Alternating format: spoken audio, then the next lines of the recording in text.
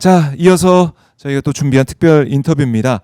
11월 13일이 무슨 달인지 아십니까? 전태일 열사가 스스로 몸을 던져서 노동자들의 권익을 외친 날인데요. 이날을 국가 기념일로 지정하자는 논의가 시작이 됐습니다. 이 운동을 이끌고 있는 박승읍 전태일 재단 이사장 나와 주셨습니다. 안녕하십니까? 네, 반갑습니다. 네, 반갑습니다. 네, 이사장님. 박승읍입니다. 네, 반갑습니다. 네. 또 책을 또 네. 제가 또 선물을 주시려고 또 가져오셨네요. 아, 예. 고맙습니다. 예, 이렇게까지. 와, 이 보니까 박승읍의 메밀 술래기. 네. 예. 부항에서 미식으로. 오, 이거 너무 좋은 책을 또 이렇게 선물로. 네. 고맙습니다. 고생하셨- 메밀의 그 강인한 생명력은 당신 이렇게 하시면서. 그 강인한 생명력으로 네.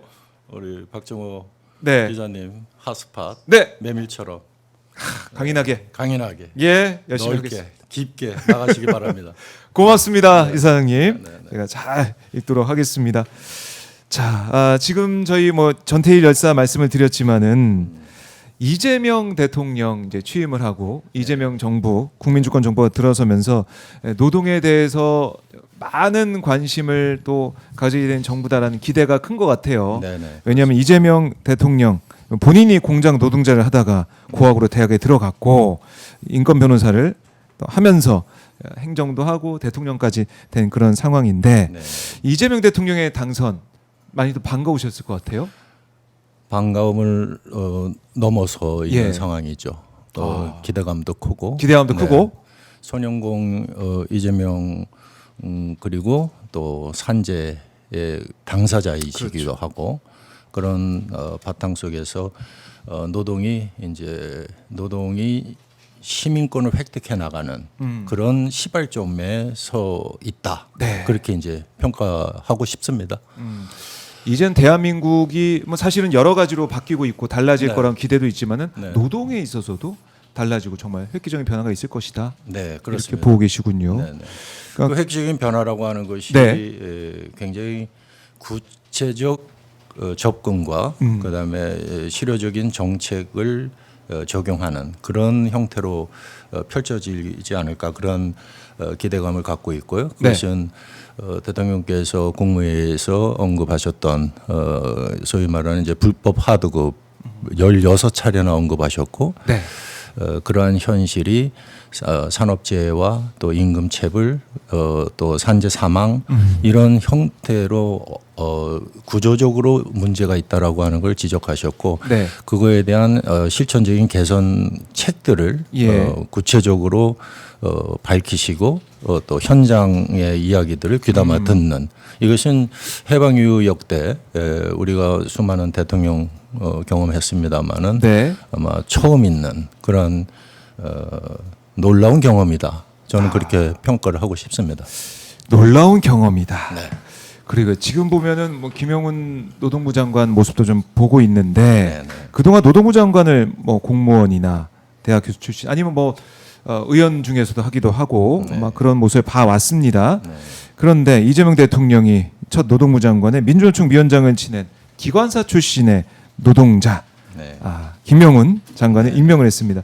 이것도 좀 반가우셨을 부분 같아요. 그렇죠. 예. 그것이 지금 노동 문제라고 하는 것이 경제의 하위 범주로 편제되어 있는 그런 형태로 인정이 돼서 실제 노동부의 여러 노력들 조치들이 이루어졌습니다마는 그것이 힘을 받지 못하는 그런 것이 역대 정부의 모습이었다. 솔직히 얘기하면 그렇죠. 네. 그런데 김영훈 장관님을 노동부 장관으로 한 이유는 그리고 그것을 뒷받침해 나가는 것을 보면 노동이라고 하는 것이 경제를 이끌어가는 그야말로 기관차의 중요한 역할이다라고 하는 것을 상징적으로 보여주는 것이고 김영훈 장관님은 기관사로서 노동부라고 하는 기관차를 네. 잘 이끌고 가서 우리가 지향하는 또 우리 국민 모두가 원하는 공정한 성장, 포용 성장의 그런 원동력으로서 역할을 잘 하시리라 네. 그런 기대감이 있습니다. 그런 것을 상징적으로 표현한 장관의 임명이었다. 인사가 만사라고 하니까요, 그렇죠? 그렇죠, 만사죠. 그러니까 이런 인사를 통해서도 네. 예, 노동에 있어서 정말 다른 모습 보일 것이다라는 걸. 큰 정책의 전환과 예. 현실 변화의 계기점 이런 것이 이루어지지 않겠나 좀 지켜보고 좀 기다려봐야 하겠습니다만은 현재까지 초기에 네. 집권하면서 초기에 지금 진행되는 모습들은 굉장히 큰 변화를 예고하고 있다 이렇게 보고 있습니다. 네. 네. 그러니까 이재명 대통령도 지금 보면은 이 산재가 이제 거듭되어 온 네. SPC 거기 그 공장에 그 회사에 직접 가서 이거 이제 바꿔야 된다 이렇게 얘기하기도 했고 정말 변화되는 모습도 보였고 네. 산재가 일어나는 이 건설사에 대해서도 따끔한 얘기를 하고 있고 네. 진짜 산재 사망 사고나 이 노동자들의 건강과 작업 환경 이런 것에 대해서는 이 대통령이 정말 관심 많이 가지고 있는 것 같아요. 그러니까 우리 역대 정부의 노력이라고 하는 것 그리고 우리가 산재 사망률 세계 1위라고 하는 오명을 네.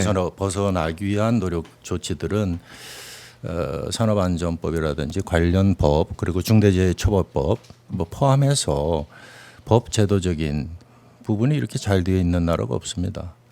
그리고 소위 말해서 그것을 관리 감독하기 위한 근로감독관 그것도 이제 정확히 봐야 되겠습니다만 이번에 이제 산재를 예비한 근로감독관 수를 1,300명 이상 증원하는 것으로 결정되어 있는데 사실 근로감독관 수도 좀 구체적으로 들여봐야 되겠습니다만 OECD 국가 중에 우리가 근로감독관이 부족한 나라가 아닙니다. 대단한 거죠. 그러니까 시스템이나 법, 제도, 인력 다 있는데도 불구하고 네. 산재 사망률 1위입니다.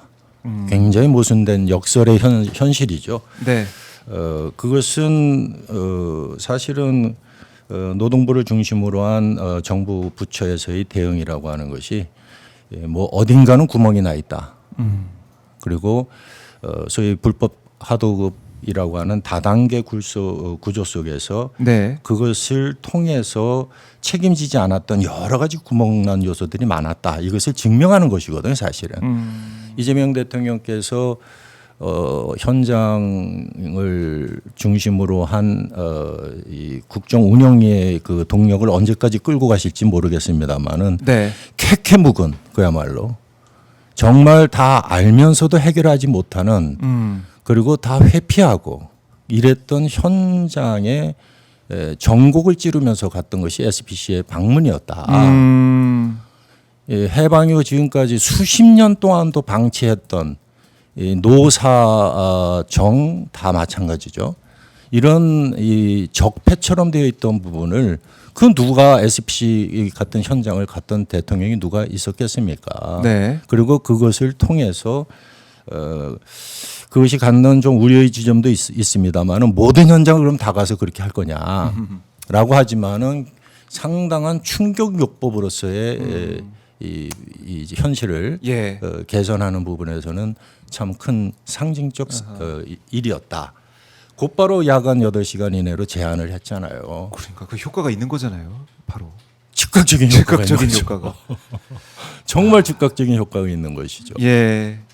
참 대통령의 이 변화, 달라진 모습 네, 네. 그걸로 온 이 공적 조직도 마찬가지고 예. 사회, 네. 그러니까 일반 사기업도 달라지는 모습. 이건 대단한 거예요. 그러니까 경종을 울린다라는 말이 예. 있는데 경종을 울리고 나서 그치는 것이 아니고 그것이 울린 파장을 통해서 네. 지금까지 잘못되었던 것들을 바로잡는 그 계기점 그리고 그것이 맞구나 하고 하는 인식의 확산 이게 이루어져야 되는 것이죠. 그거는 네. SPC의 회사를 운영했던 분들이 그렇게 많은 대국민 약속을 하고 예방을 위해서 돈을 투입하고 네. 그걸 몇 번을 반복을 했었던 것이거든요. 노동시간 관련된 부분도 야간 노동 단축 안 했어요. 그렇죠. 그렇게 발표를 하고도. 그럼 어떻게 하라는 거냐. 이재명 대통령의 행보는 그런 잘못된 관행들 이제는 더 이상 그러지 말자. 일하고 죽지 않고 돌아가는 사회를 만드는 것이어야 하겠다. 이 정도의 경제대국을 만들었던 우리의 저력을 바탕으로 두면 어떻게 보면 굉장히 소박하고 단순한 것이지만 전국을 찌르는 네. 그리고 정책과 행정이 어디를 향해서 가야 되는지를 상징적으로 보여준 것이기 때문에 이런 부분에 대해서 우리 노사, 민, 정 다 함께 관심을 가지고 이거를 좀 더 안정적인 형태로 제도화되는 부분으로 가기 위해서 공동의 노력을 해야 할 때다. 네. 네. 공동의 노력을 해 나가야 될 거고 이게 반드시 해야 예. 할 때다. 일회성이 아니라 계속 지속적으로 진행이 돼야 된다는 네, 생각을 네, 다시 네. 한번 해보게 됩니다. 네, 그렇습니다. 그리고 이제 11월 13일 제가 이제 아까도 언급했듯이 전태일 열사가 스스로 이제 자신의 몸을 불살라서 노동의 가치를 부르짖는 날인데 네, 네. 이날을 국가기념일로 지정하자는 운동을 펼치고 계세요. 네, 네, 그렇습니다. 11월 13일 왜 국가기념일로 지정을 해야 되는 겁니까? 일단 근로기준법을 지키라, 준수하라라고 하면서 산하에 가셨습니다. 전태일 열사께서 그 근로기준법이라고 하는 것은 시민으로서 그다음에 헌법에서 보장되는 가장 기본적인 이 사회를 살아가는 시민으로서의 가장 기본적 권리인 것이죠. 네. 그래서 그런 부분을 이제는 전태일 정신이 갖고 있는 부분을 국가의 가치로서 좀 제도하는 그런 시기가 되었다. 네. 그렇게 생각을 하고 아까도 말씀드렸습니다마는 일하다 죽지 않는 사회 이것을 최소한의 약속으로 국가가 국민과 함께 책임지겠다라고 하는 그러한 부분으로 나아가야 할 그런 시대적 환경도 그렇고 이재명 정부와 함께 펼쳐질 이 변화의 지점 속에서 전태일은 특정 노동의 전유물일 수가 없다. 그래서 시민 속으로 그리고 국민 모두가 그 정신을 함께 펼쳐나가는 그런 때가 되었다. 그렇게 보고 국가기념일 관련된 범국민 운동을 이제 전개하는 시발 엔진에 시동을 걸기 시작했습니다. 예. 네. 사실 그동안 이제 노동자 대회 뭐 이런 걸 통해 가지고 전태일 열사를 기려왔는데 국가 기념일이 되면 이것도 다른 차원이니까요, 그렇죠? 네, 그렇습니다. 국가가 기념하는 날이 되면 달라지겠죠. 네. 이게 김영훈 장관 같은 경우는 뭐 이제 육성으로 11월 13일 국가기념일 지정돼야 된다 이렇게 얘기를 했던데 혹시 이재명 대통령의 의중이나 뭐 이 발언 이런 거 좀 확인하셨습니까? 의중이나 발언은 확인은 못했습니다만은 당선되시고 나서 아마 도올 김영옥 선생님께서 이재명 대통령의 당선은 전태일이 대통령이 된 것과 같다. 그리고 이재명 대통령께서는 경기도지사 시절에 우리 전태일 열사 50주년 추도식에도 참석을 하셨었죠. 그래서 이재명 대통령의 의중과 관련된 거는 박정호 핫스팟에서 제가 취재해 볼까요? 취재해서 확인해 주시면 좋겠고, 하여간 저희들은 이제 그 전태일 기념일을 국가 기념으로 한다라고 하는 것은 노동 문제 전체가 소위 말해서 동방 성장하고 균형 성장하고 공정 성장하고 포용 성장하는 그렇게 해서 좀 따뜻하고 함께 평화롭게 살아가야 하는 그런 사회를 위해서 그런 전태일 정신이라는 것을 국가가 기념하고 그러한 뜻을 진영이나 이념의 논리 이런 걸 다 뛰어넘는 그래서 서로가 공통의 지점에서 이것을 노사 포함해서 이게 그것을 발판으로 해서 새로운 성장의 동력들을 만들어 나가기에 충분한 가치와 철학을 담고 있다. 지금은 이제 55주년을 맞이하는데 열사 떠나가신 지 시간이 이제 두 세대가 지나가는 거잖아요. 그래서 이런 부분의 모멘텀을 확실하게 좀 가져가야 되겠다. 그런 생각이 있습니다.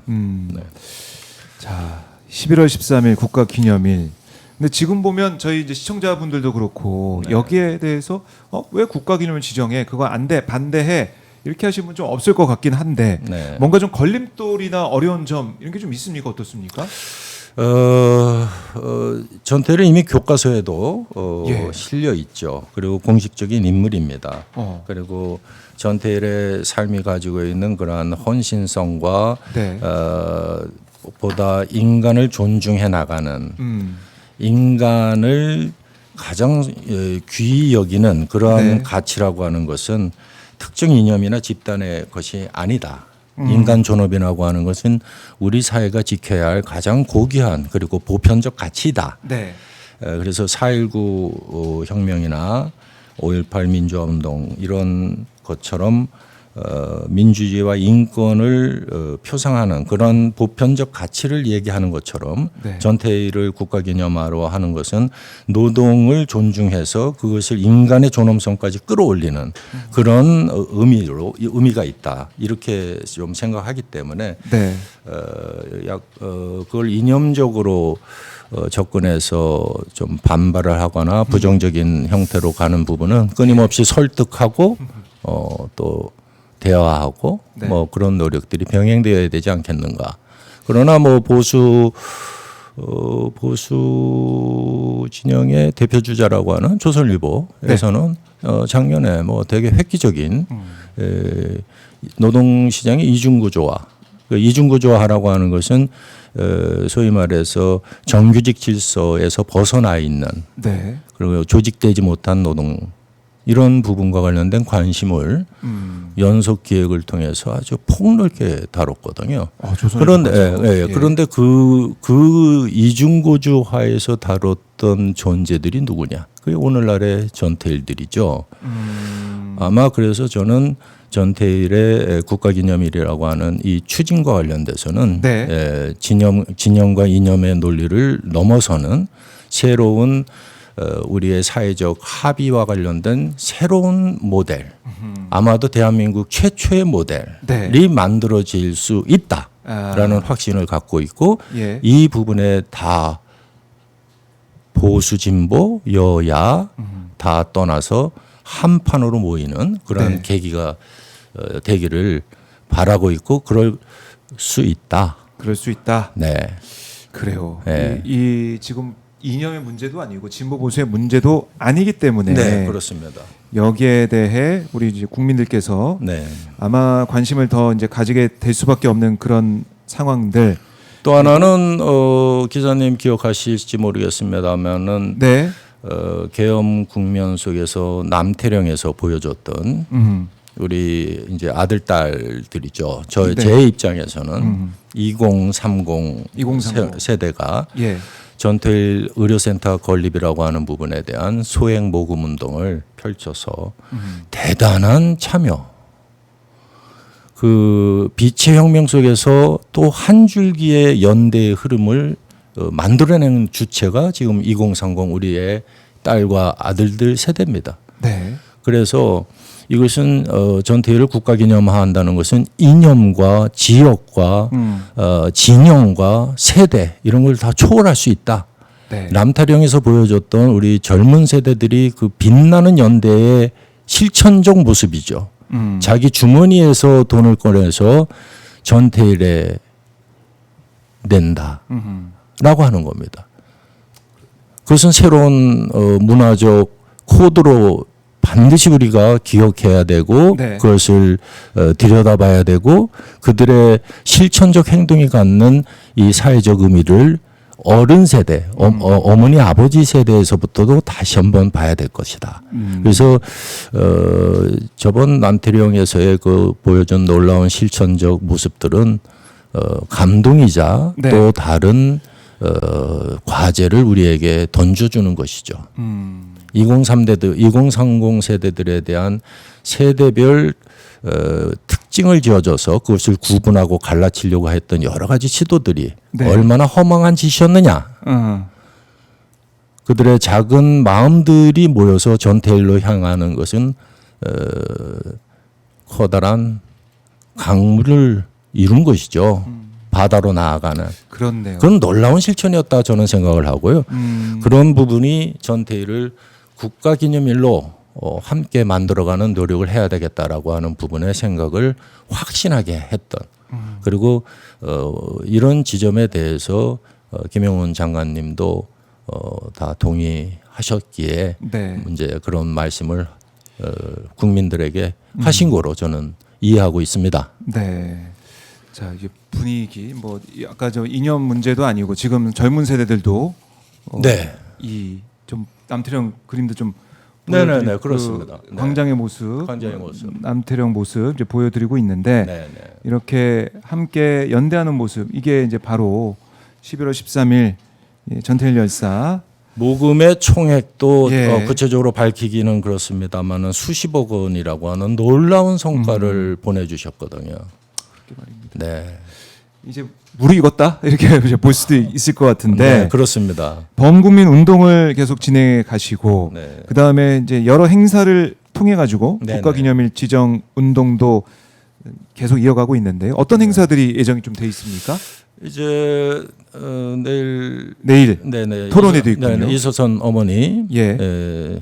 추도식이 있습니다. 네. 그래서 이소선 어머니께서는 노동자는 하나가 되라 유언처럼 남기셨습니다. 네, 그 노동자가 하나가 되라고 하는 것은 민주노총과 한국노총이 합쳐서 하나가 되라 그런 뜻도 있지만은 지금 소위 말해서 플랫폼 노동서부터 오늘날의 전태일들이라고 하는 이중 구조 하에서 벌어지고 있는 저임금지대에서 있는 이 노동 문제 이것을 함께 그러한 격차가 더 심해지지 않도록 차별이 더 심해지지 않도록 하라는 그러한 의미도 어머니께서 말씀하셨다고 생각을 하고요. 네. 그 뜻을 이어서 이제 토론회하고 추모식을 진행합니다. 그렇게 해서 주요하게는 이제 전태일 기념관에서 진행하는 것은 이제 우리의 OECD 안에서도 경제 대국으로 성장한 것인 만큼 네. 소위 ILO의 국제 협약이 있지 않습니까?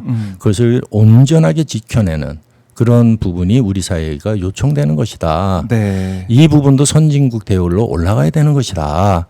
그것을 상징하는 것이 노조 2, 3조였거든요. 그렇죠. 이건 국제적 수준의 예. 최소한의 기준을 우리 사회도 이제 올린다라고 하는 뜻이었고 이게 다행히 이제 현실화되는 것이죠. 네. 그래서 그런 지점을 토론을 하는 거고요. 4일 날은 국회에서 대토론을 합니다.